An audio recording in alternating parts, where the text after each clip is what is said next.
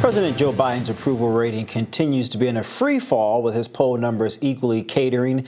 NBC political correspondent Steve Kornacki dissected a new poll highlighting that Democratic voters want someone other than Biden to run in 2024. Here he is on Meet the Press yesterday. Let's take a look. There's clearly a lack of enthusiasm about the president himself, because we asked primary voters on the Democratic side, do you want options next year besides Biden? 59% said yes, they do. This is not a normal number for an incumbent. We asked the same question a year before Donald Trump sought re-election of Republicans.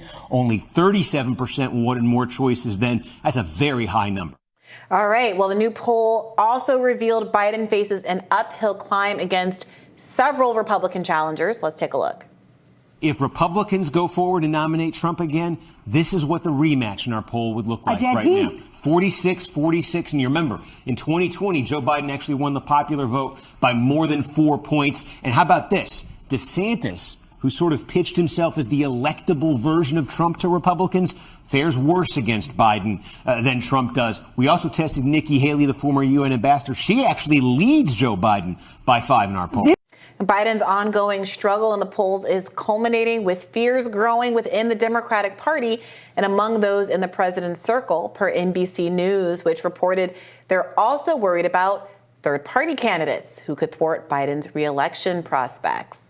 Ooh, okay. One thing really jumps out at me. I got to ask you this off the bat. Yeah. What do you make of Nikki Haley being the one with the greatest clearance over Joe Biden in a head-to-head matchup? I'm not surprised for a couple of reasons. She comes off as balanced. She comes across as neutral. And I would say, Bri, on the issue where Republicans keep losing time and time again on abortion, her articulation of her opinion, her position, I think the first debate was clear. And if you looked at some of the live tracking during the debate, independent voters said, yeah, this is reasonable. She's fair. This isn't extreme. And so I think people have internalized that, and they're thinking this woman could lead the country. She was a governor. She was a UN ambassador to the United Nations, which a lot of foreign policy experience is needed right now as we continue with this ongoing war proxy war, I should say, with Russia. You have the China issue. So I think there are a lot of compelling things about her background that people like. So I think everything that you said is true. And I would just add that during that debate, another moment that I thought showed a great deal of integrity was when she was willing to criticize the Republican Party. Yeah. I love when leftists, and the very rare occasion a Democrat is willing to say, yeah, we're a part of the problem, because it speaks to a willingness to be solution-oriented and not just be doing partisan team player politics. So I really like that from her as well. But what's confusing to me is if you asked me before any poll came out what the motivating issues were going to be in this race, on both sides of the aisle, I would say that the people are looking for a candidate that is more anti-interventionist / isolationist with respect to foreign policy. And people want someone who is going to condemn the endless blank check from the war in Ukraine. Nikki Haley is not that person. So while I agree with you that she seems balanced, her view on those issues is diametrically opposed to the view that Vivek Ramaswamy articulated in that debate, and which got him a lot of plaudits, and to a lesser degree, Ron DeSantis. And that came out, like that tension came out. We talked about it on the show after the debate, that of all people, O.J. Simpson, when he weighed in on what he thought about the debate, he said he really liked Vivek Ramaswamy and Nikki Haley, thought they should come together and have a joint ticket, because he liked, I think, what you identified as the positives of Nikki Haley, and didn't seem to understand that there were some really core tensions between the two on their ideological framework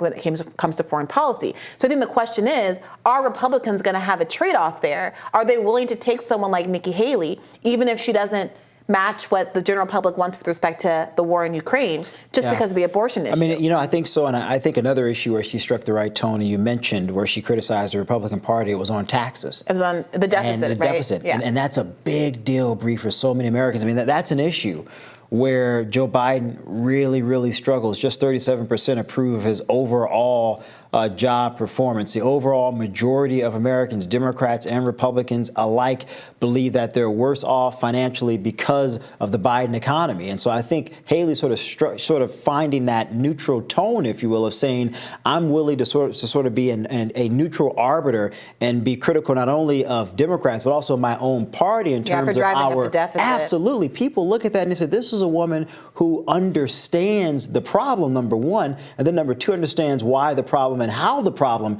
impacts me. And I think that's really, really important. I will add really quickly, though, something that I thought was really fascinating about this. And I think Gallup did a very fascinating article on this a couple weeks ago on Biden. Not a single incumbent won re-election with an approval below 40%. Not a single one. And so if you're Democrats, if you're Joe Biden, you have to wonder, is it sort of clear that the president can't win re-election based on historic precedent? I think that's a really good point. And part of why I think it's so frustrating to folks that there is this commitment rhetorically that Democratic pundits have to pretending like there's not a primary going on. We've heard people like Simone Sanders say, there will not be a primary. There will not be a primary. There is no primary. And we saw just recently, there was a poll, I think, was it an ABC? No, it was an Apple News poll that just came out over the weekend that very conspicuously omitted Marianne Williamson in its entirety, even though she ranks higher than about half or even more than half of the people who were polled. She tweeted out yesterday, "Dear Apple News, I am polling higher than the majority of candidates listed on your candidate tracker.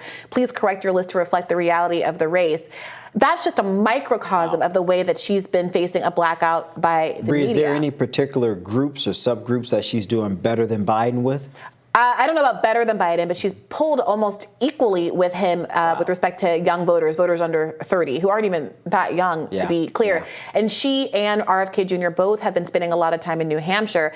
Joe Biden, the Democratic Party chose to change the primary schedule. Joe Biden's not going to be on the ballot in New Hampshire. Somebody not named Joe Biden is going to win the state of New Hampshire in all likelihood. And so there's a real opportunity there for these insurgent candidates to capture some media oxygen, even though they're being shut down.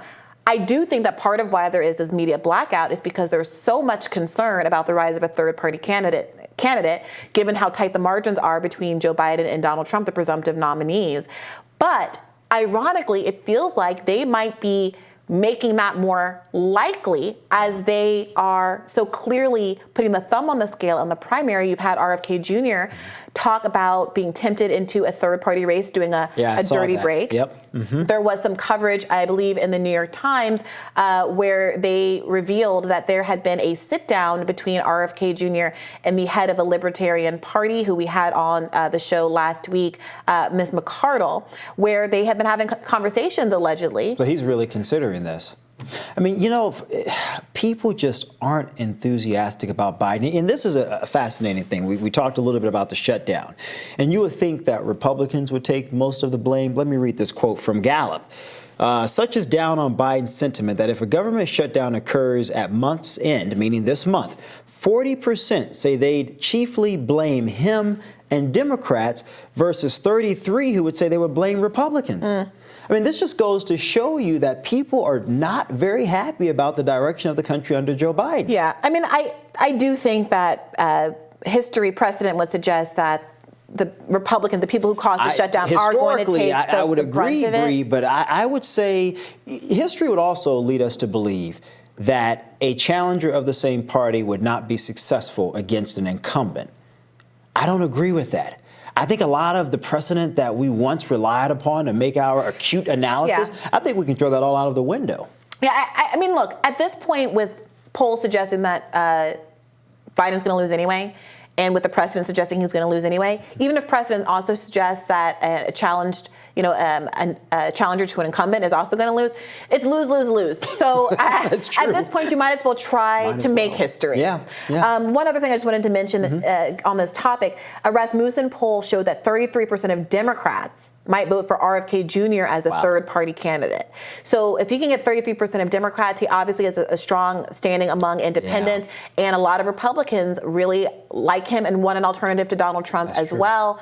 He does have the foreign policy views that match up with most of the country with respect to Ukraine, at least. So Democrats might have sowed the seed for their own destruction, I would say that and not just benefits- allowing there to be an open primary. I would and say debates. that benefits Trump if that indeed happens. And if you think about Biden, he barely won the state of Georgia.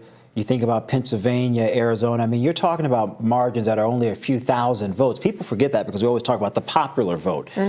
Joe Biden can't afford to lose a single demo group. Latinos, African Americans, young voters. And based on the data you just laid out, whether it's Marianne Williamson or RFK, it almost seems mathematically improbable, Bree, to argue that Biden has a clear path to the White House again. And I don't know who is advocating for him passionately. Nor do I. As we all start to pay our student debts next month. Thank you, Biden. More rising for you right after this.